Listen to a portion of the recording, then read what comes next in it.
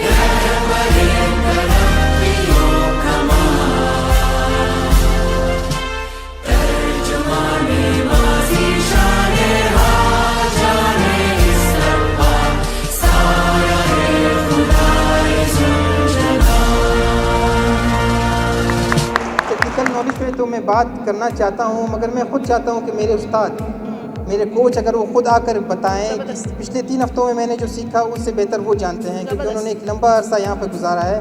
तो मैं चाहता हूँ कि हफीजुल्लाह गुल अचकज़ई साहब आएँ और आर्चरी के हवाले से हमें कुछ बताएँ। अस्सलाम वालेकुम। सबसे पहले तो मैं आप तमाम मोअज़्ज़ज़ मेहमानान का शुक्रगुज़ार हूँ कि आप सब आए यहाँ पर, हमें इज़्ज़त बख्शी। और उसके बाद अगर आर्चरी पर बात की जाए, मुझे बुलाया गया आर्चरी के बेसिक्स पर बात करने के लिए। जो हमने आज इकट्ठे हैं, इसका एक मकसद ये है कि हमने आर्चरी का एक कैंप लगाया था। वो कैंप फिर इन्होंने जीता था, हमने उसको मुकाबले आपस में कंपटीशन करवाया, तो उसके लिए इनामात रखे थे, इसलिए आप गेस्ट को यहाँ पर इन्वाइट किया गया है। आर्चरी बेसिकली आर्चरी जो पहले ज़माने में जंगों में एज हथियार यूज़ होता था। आप सबको अच्छी तरह से इसका इल्म होगा कि आर्चरी एज हथियार यूज़ होता था या शिकार करने के लिए हमारे जो आबा व अजदाद थे इनको यूज़ करते थे। लेकिन वक्त के साथ साथ इनको गेम की शेप दी गई। 19वीं सदी में आर्चरी को बाकायदा गेम के तौर पर रजिस्टर किया गया, ओलंपिक्स गेम में, सेव्स गेम में, एशियन गेम में। इसके साथ साथ आर्चरी 19वीं सदी में रजिस्टर्ड हुई एज अ गेम।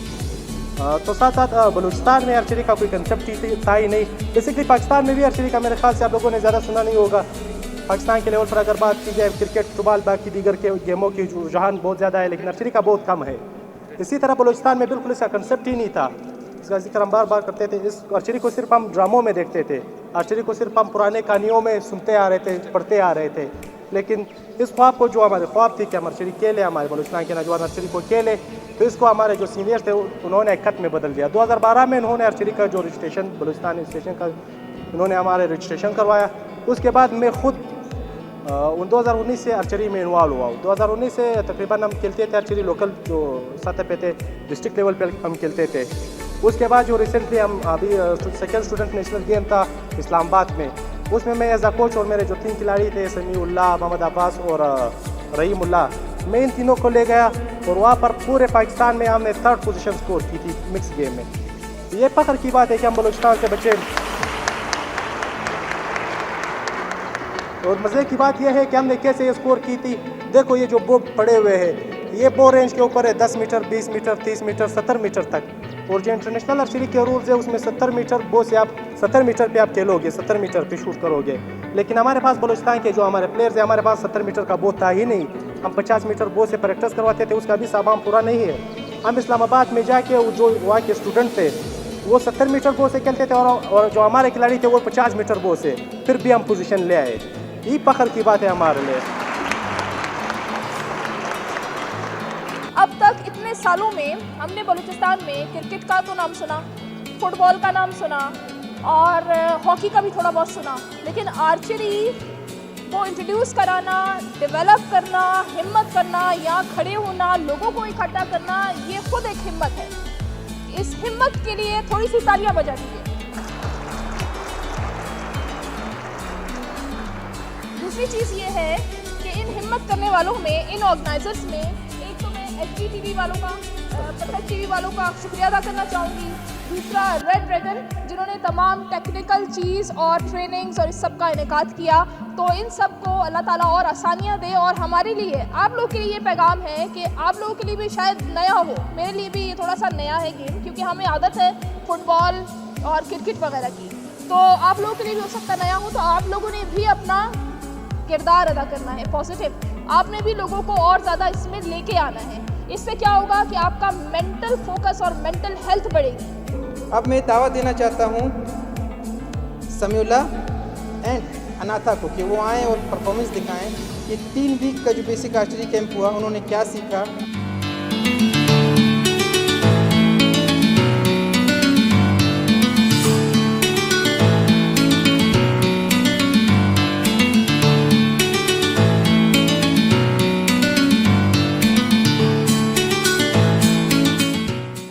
आप लोगों ने देख लिया, हो सकता है आप लोगों का भी दिल चाह रहा हो कि नहीं मैं तो ज़्यादा अच्छा निशाना लगा सकता हूं, तो मैं आके करूं। हो सकता है इसी का नाम है जज्बा और इसी को स्पोर्ट्स कहते हैं। जी, मैं दावत देना चाहता हूं इज़्ज़तुल्लाह को, founder of Chirag welfare society. जैसा आपको पता है कि prime minister national youth council sports के हवाले से काफ़ी मुहर्रिक है और उन्होंने काफ़ी स्पोर्ट्स को काफ़ी सपोर्ट किया है।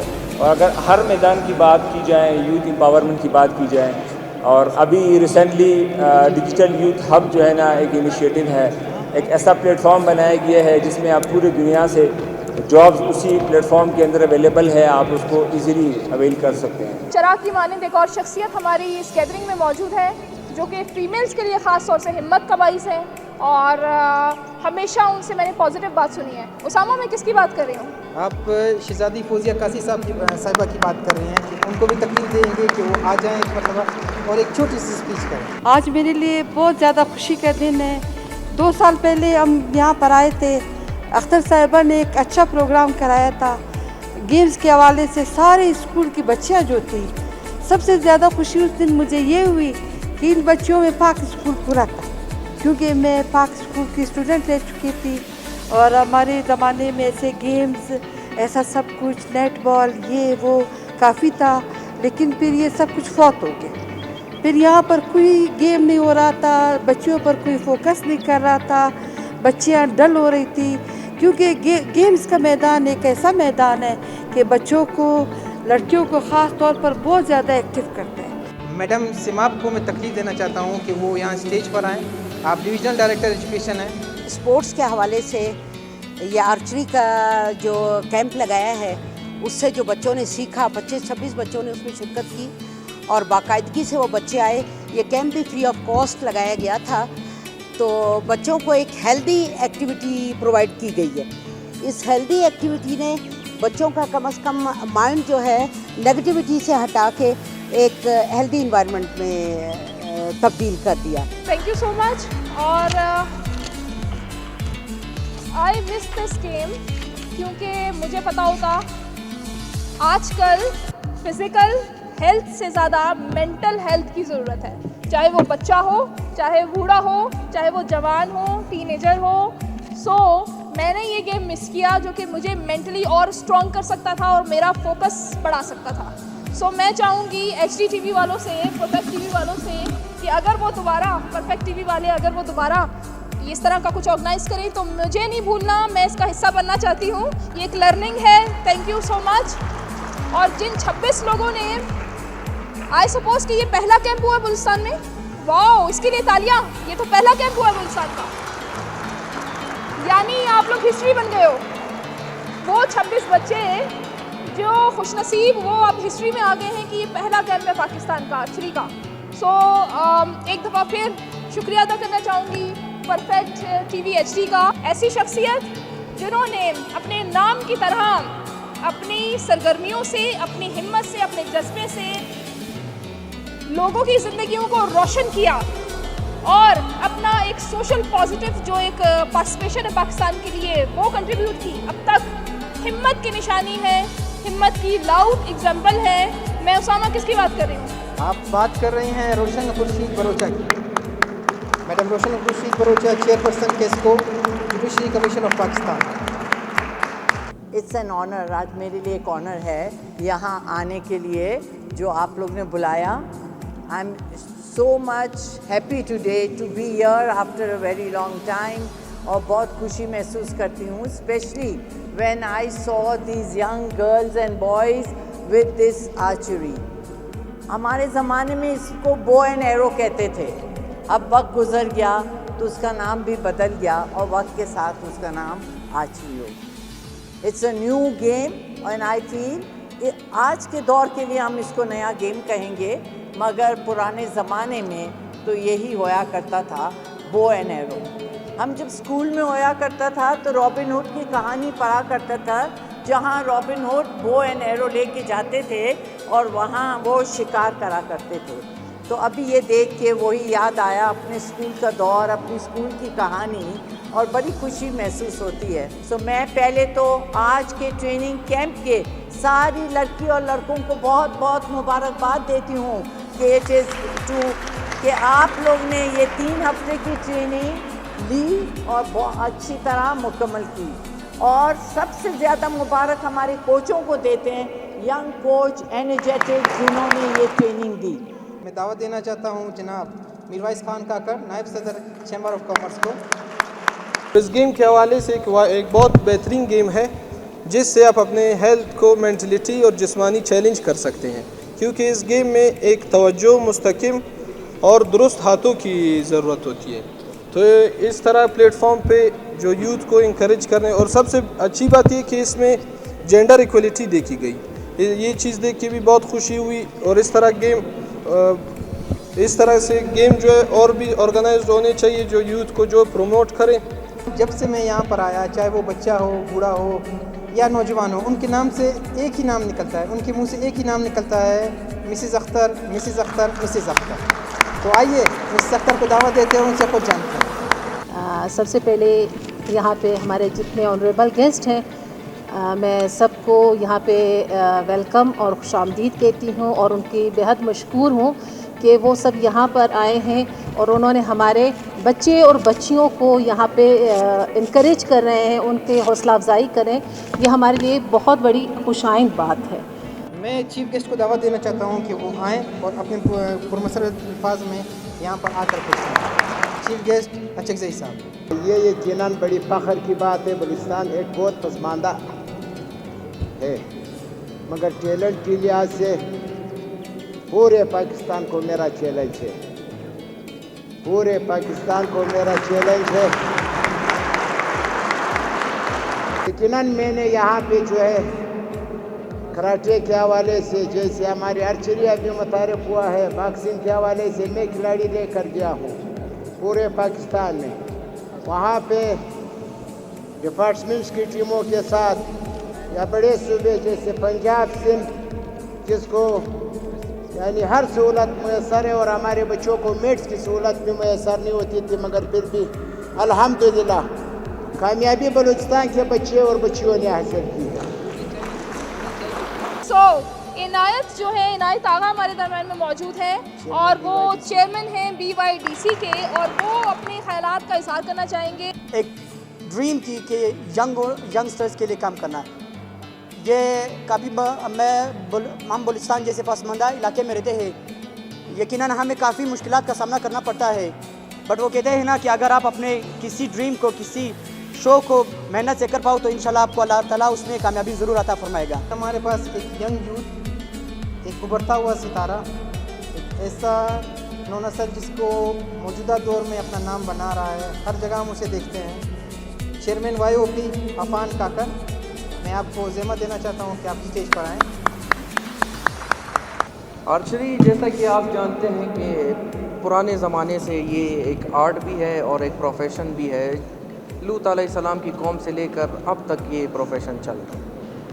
अगर हम देखते हैं ये चीज़ के, अगर यही 24th सेंचुरी में अगर हम देखते हैं तो ये चाइना में सबसे पहले इस टाइम ये जो है ये चल रहा है, और चाइना में के बाद जो है ये पाकिस्तान में चल रहा है। देखिए, अगर आर्चरी देखा जाए तो बलूचिस्तान में पहले ही मैं अप्रिशिएट करता हूँ हाफिज़ुल्लाह चिकज़ई को कि इन्होंने ये खुशाइंदा चीज़ है कि इन्होंने जो है बलूचिस्तान में इस चीज़ की टीम बनाई, और ये चमन से आए हुए उभरता सितारा हैं ये।